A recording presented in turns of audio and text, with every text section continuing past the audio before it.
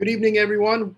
Thank you for joining us this evening in the virtual Coolidge Corner Theatre. My name is Mark Anastasio. I'm the Director of Special Programming at the Coolidge, and it is my pleasure to be hosting tonight's Q&A with Director Werner Herzog.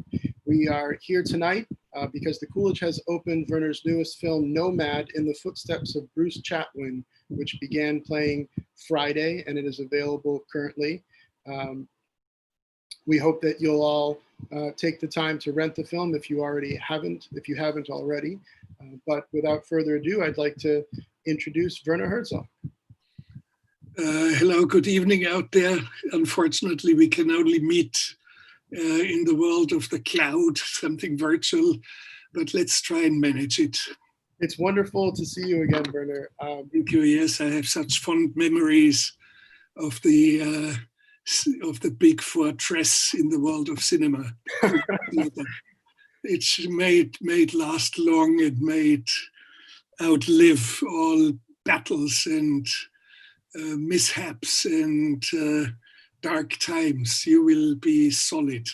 Thank you, sir. We are holding on for now. We closed back on March 13th, so we're going on 6 months of shows in this new virtual realm, and luckily our audiences have been there, and there's quite a few of them that have joined us tonight. So I do want to get to everyone's questions who are watching on YouTube. If you have questions for Werner, you can type them into the chat field in that YouTube link. Just type them in, and those questions will get to me, and I can relay them to our guest. To begin tonight, I enjoyed Nomad so much, and it is such a thought-provoking film. But I wanted to start by asking you about how you are doing as quite the traveler yourself. How have you been handling these months of isolation, and what have you been doing to keep busy? Well, in a way, I'm glad that I don't have to travel too much. It has been too much, and I'm not very fond of traveling. The time change is all of a sudden 9 time zones somewhere else in the cultural shocks. So I really don't like it that much. It would be superficial believing that I'm a motoric sort of person who needs to travel all the time. It has done me good that I have been stationary. I'm writing. Of course, a few things had to be cancelled. I do have 2 more films. One is, or 3, one is on Mikhail Gorbachev, meeting with him. And well, I've also done a feature film, Family Romance, LLC, a narrative feature film. And it's just doesn't really end. And now a new film on meteorites, which will open on Apple on streaming in mid-November, I think 13th of November.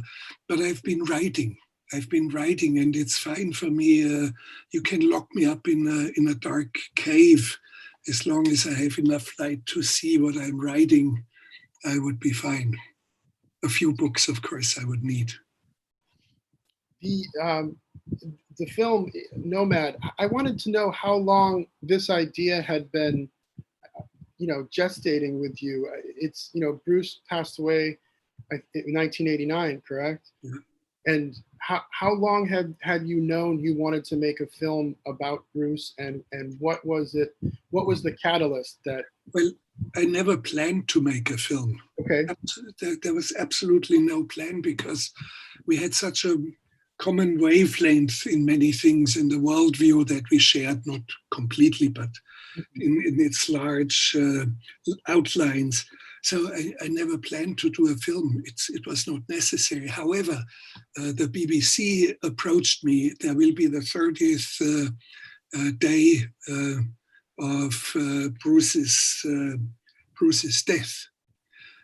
We want to make a film, and we thought about you. And I said, how can you even think about it? I'm the one who should do it. So I didn't have to do research, and I made it clear to the BBC, should be clear to all the audiences here who are joining us. It should not be a biography. There is a very fine biography in writing, 500 something pages, by Nicholas Shakespeare, who is actually in the film as a witness and as a partner in dialogue. It shouldn't be a biography. It should be about our encounters. It should be about ideas. It should be about a prose that has an unprecedented sort of power and color and taste to it. Some prose we have not seen for a long, long, long time. And Bruce, of course, has become some sort of a classic. His book, In Patagonia, is, to no one's surprise, on Penguin's Classic and has sold more than 1 million copies until today. And my wish and my hope is anyone who sees it be lured somehow either in a bookstore, which probably will be closed, or order it online, find, for example, In Patagonia, find songlines by Bruce Chatwin, find On the Black Hill, find The Viceroy of Widor. So, and some more stuff, of course. The section of the film on Cobra Verde, which is based on the Viceroy of Widor, there's a moment where you mentioned that Bruce had told you that David Bowie had approached him about the rights. Yeah, for God's sake, no. You're right. Very emphatic about it. So I was wondering, was that just because you know that you were the right one for this story, or were you particularly fearful of what a David Bowie version would look like? No. There's a prehistory. There's a prehistory to that. I met Bruce Chatwin when he was in Australia researching songlines. He was in Central Australia with Aborigines. I was in Melbourne preparing a film which I also did in the center of Australia, where the Green Ants dream about a land rights case between Aborigines and the mining company. So I read in newspapers he was in Australia, and I contacted a publishing house. Please tell him that I'm looking out for him, and give me, if you have contact with him again, call me. And they called me, and I reached Bruce. I had only a window of 60 minutes where I could reach him in Adelaide. And I said to him, divert your travel plans, come to Melbourne, which he did. And it started and ended in something like 2 days, 2 nights storytelling. But there was a plan, and I wanted to meet him because for a long time, I wanted to do The Viceroy of Widor as a feature film. But of course, I was preparing another film.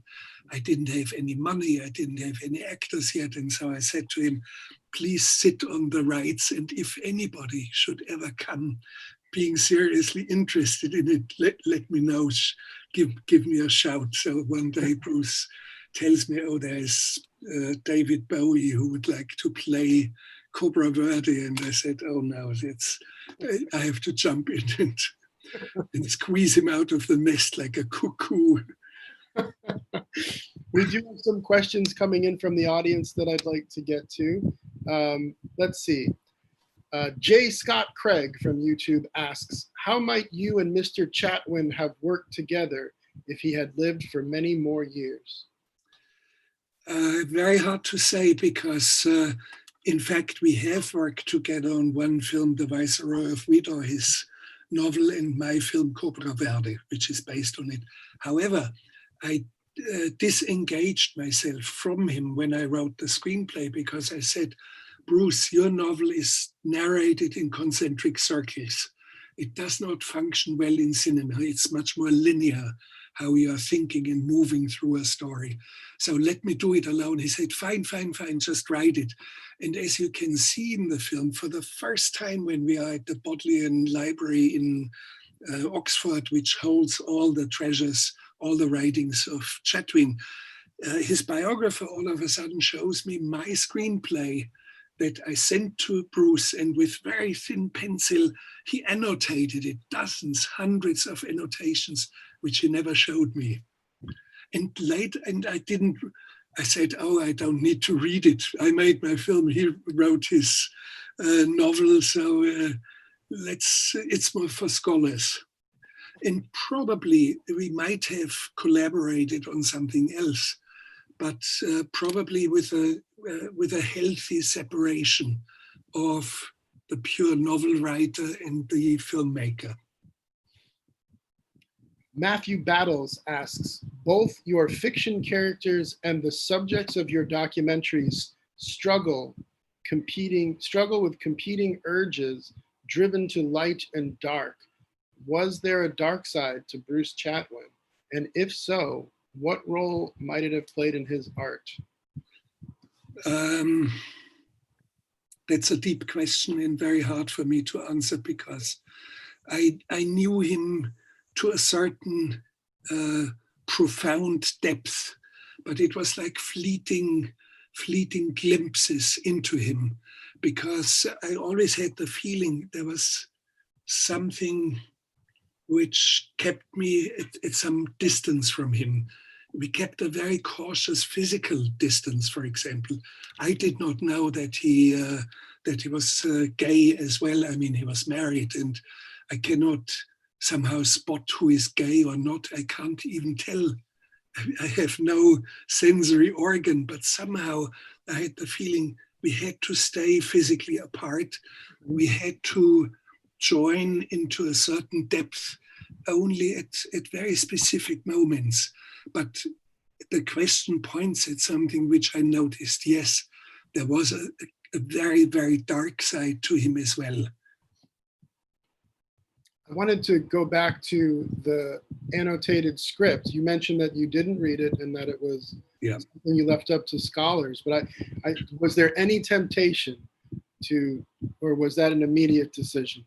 No, I saw it, and the moment we finished filming, the archival people asked me, "You can stay here and you can read it and you can take notes or whatever." I said, "No, it's fine. It's well placed in the archive. Yeah, it's for the film scholars. It's for whomever. I don't know. It's not the kind of stuff I want to engage with. I would feel like almost like an impediment now.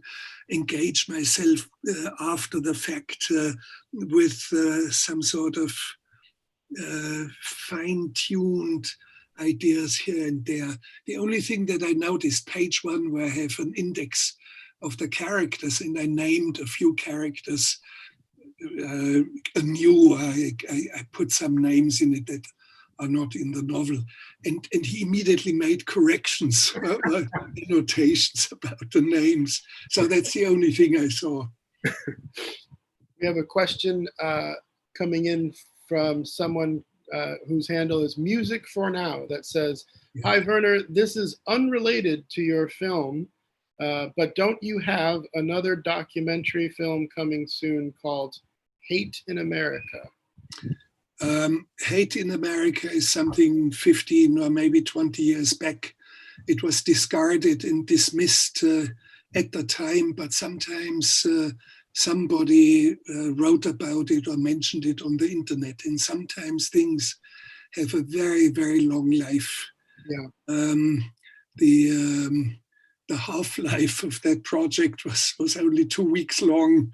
Both sides, I and those who proposed it to me, very, very quickly said, we are not going to do it. It was not a film for me. Tim Jackson asks, can you talk about the actors in Cobra Verde and controlling such a large and diverse cast, including Kinski?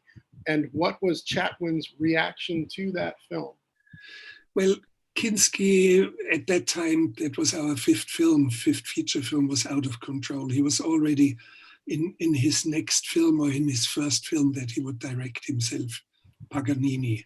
Or it's actually called Kinski / Paganini. He was so egomaniac that he had to be before Paganini that he played in his own film. And for 10, 15 years, he besieged me. He pushed me to direct his film.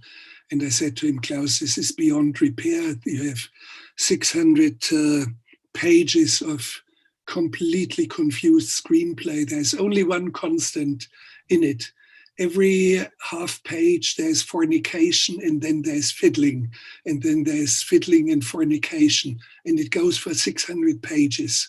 So, and he was really, really mad about that I didn't do it, but it's good that he made it himself. He had to do it. But otherwise, yes, to domesticate the beast was difficult, and it was our last film, and we parted ways from there on.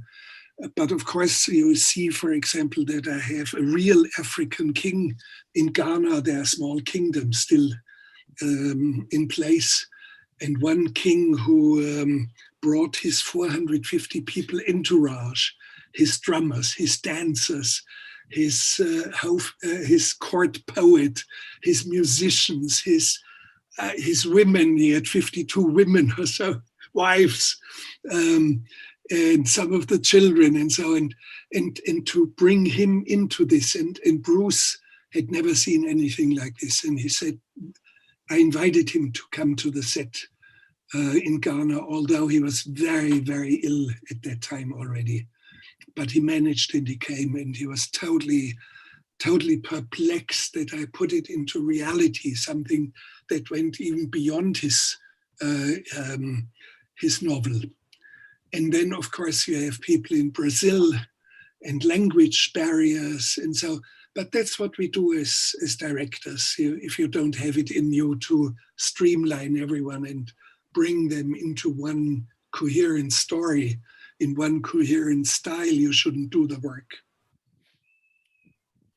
Let's see.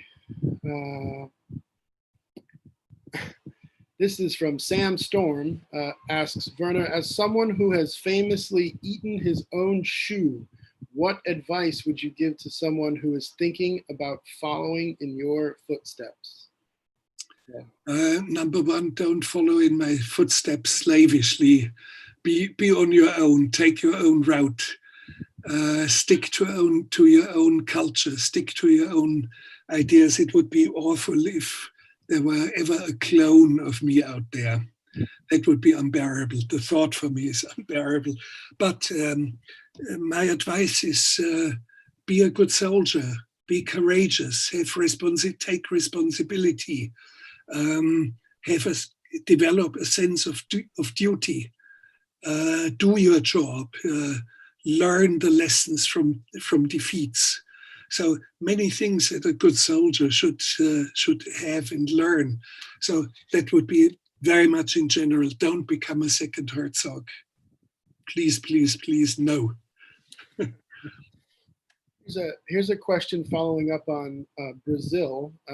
Brazil is a country with so much nature and cultural richness.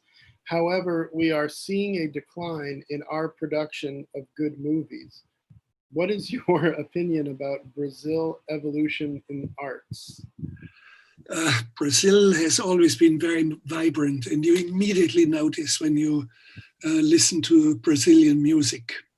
That's where it's most evident. And of course, it has had a very wonderful time, epoch of the so-called Cine Novo, which gave us wonderful figures like Glaube Rocha, Rui Guerra. Rui Guerra actually is an actor. The director is an actor in my film Akira, The Wrath of God, which I made back at a time where most my viewers were not even born yet, or maybe their parents were not even born yet. One of my favorite films. 1971, 72.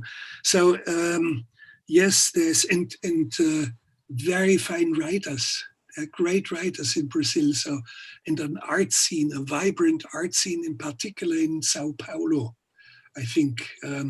But I haven't been in Brazil for quite a while. But in a way, the jungle in Brazil is in Peru. They are part of the texture of my soul. Okay, well, it seems like the questions coming in from YouTube are moving on into other directions away from Nomad. Is that okay, Werner, or would you like? It's okay. No, let's just go, and eventually we'll return to Nomad. Certainly. Let's see. Sahil asks, for such a prolific director like yourself, what goes into the decision behind starring in a movie or a TV show? Well, I love everything that has to do with cinema. I've said it many times. I love writing and editing and directing and producing and creating music for a movie and also acting, just everything. And of course, I would do only parts with two main criteria. Number one, the screenplay has to be decent and good and has to make sense. Number two, I have to know this is a part where I can deliver. And for example, Jack Reacher, it was obvious I should be a villain. I should inspire fear in the audience. And I said, let me do it. I think I can deliver. And of course, as an actor, I deliver. But you should never forget those are performative acts.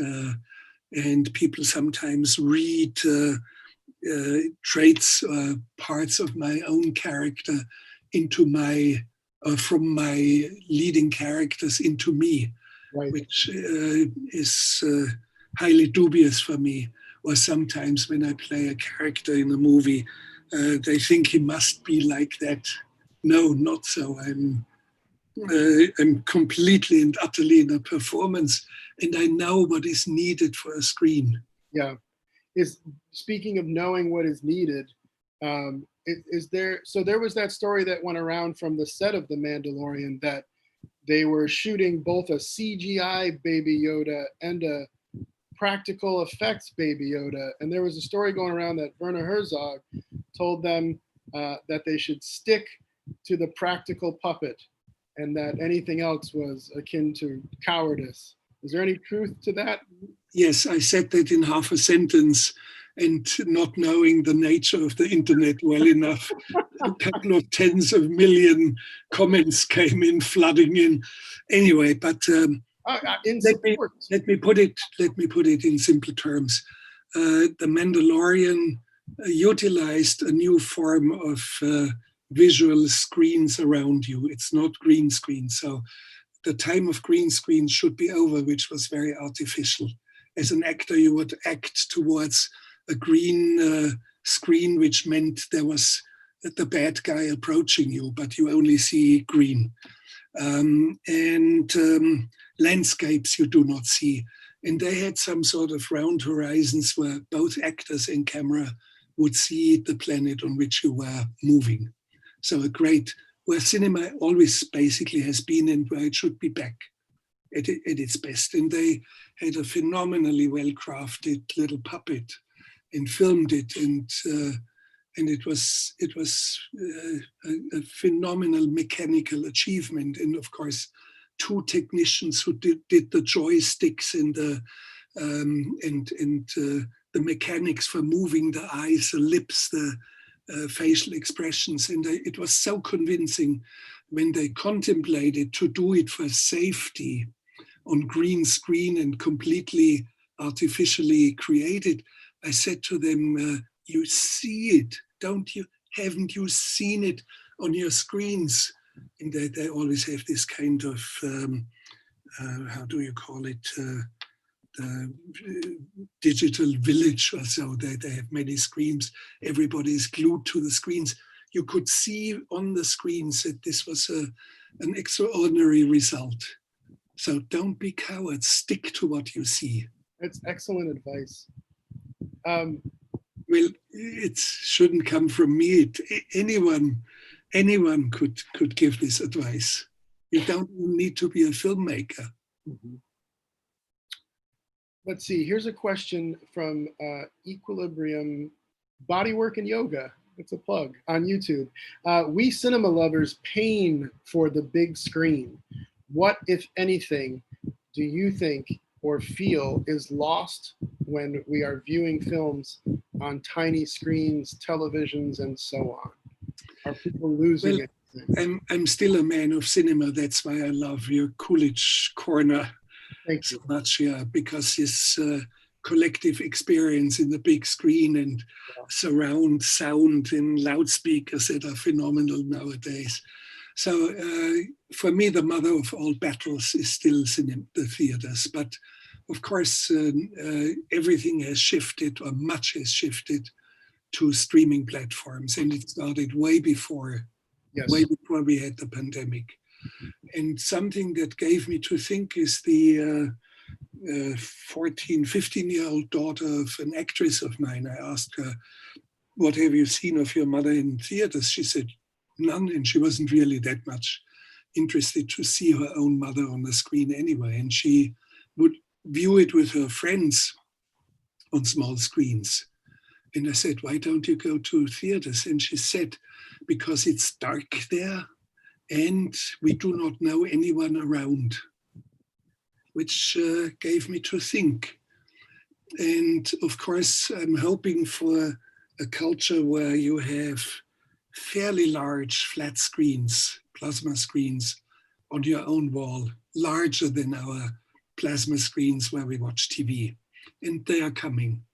And we also have some very, very fine sound equipment that you can buy for your home cinema, so to speak, which is not so extremely expensive anymore.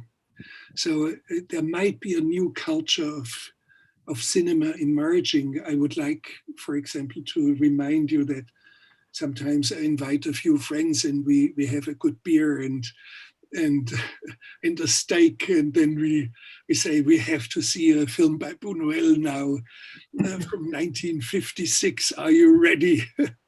and we watch it, and there's a new community, but what exactly will emerge, we don't know. I only know that young people sometimes watch movies on their iPhones. And I've heard of some of them watching it at 1.5 times the speed, which you can do, which is kind of interesting to try to understand how do they absorb a story? How does time function for them? So there's a lot of unanswered stuff out there, and I'm curious, and I do not want to be nostalgic. I want to see what's going on. Yeah. Coming back to Nomad, Rob Thomas asks, in making a film about a kindred spirit such as Bruce Chatwin, Nomad reveals a lot about what fascinates you. Would you ever consider writing a memoir or making a film about your films, like Agnes Varda did with Varda by Agnes? Well, there is an fairly early film which I did on my own work, and I always found it embarrassing. Filmmakers who make films about filmmakers in general end up in embarrassments. So that's my general experience. I should be cautious. And you don't need to comment too much. And I have given a lot of comment, but also advice for aspiring filmmakers in a quite voluminous book, A Guide for the Perplexed, which is very, very fine for those who don't know how to tackle movies and how to tackle adversities and how to tackle fundamental aspects of cinema.